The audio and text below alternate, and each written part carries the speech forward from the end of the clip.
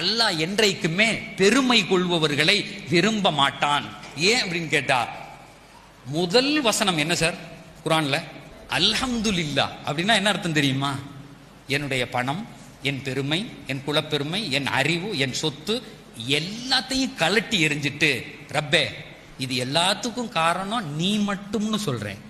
இந்த புகழ் எல்லாம் ரப்பே நான் தள்ளி நின்று கொள்ளுகிறேன். என் படிப்போ, என் அறிவோ, என் செல்வமோ எதுவுமே கிடையாது. ஐ am nothing, not nothing, no thing. நான் எதுவுமே இல்லடா இப்படின்னு யார் அந்த முதல் வார்த்தையை ஆரம்பிக்கிறானோ அவனுக்கு தான் குர்ஆன் முழுக்க பயன்படும். தற்பெருமை, நான் யார் தெரியுமா? என் அறிவால், என் சிந்தனையால் நடந்ததுன்னா அல்லாஹ் தஆலா அவனுக்கு பிடிக்கவே பிடிக்காது. அது ஒண்ணுதான். இரண்டாவது, அடுத்தவர்களை இழிவாக கருதுவது பிடிக்கவே பிடிக்காது. அல்லாஹ் நம் வாழ்க்கையில நம் மரண பந்தம் வரையும் அல்லாஹ் தஆலா நமக்கு என்ன தேவையோ அதை அவனே வழங்கி நம்மை மரண பந்தம் வரையும் சுகமாக வாழ வைப்பான்.